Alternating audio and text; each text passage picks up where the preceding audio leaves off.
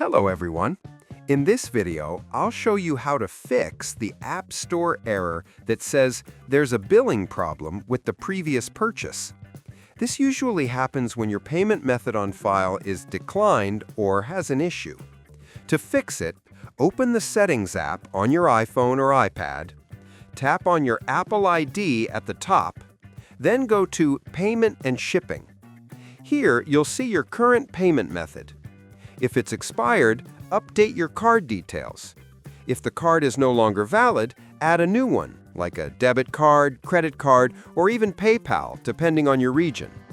Next, check your purchase history inside your Apple ID settings.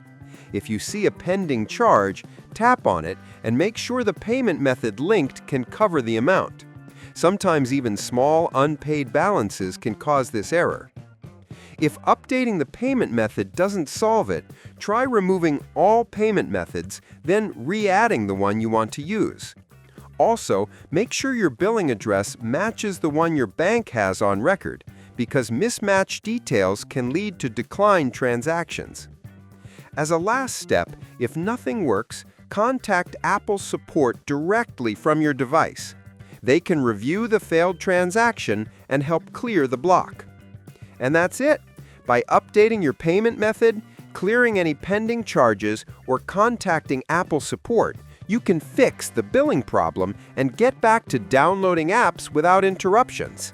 Subscribe the channel for more videos.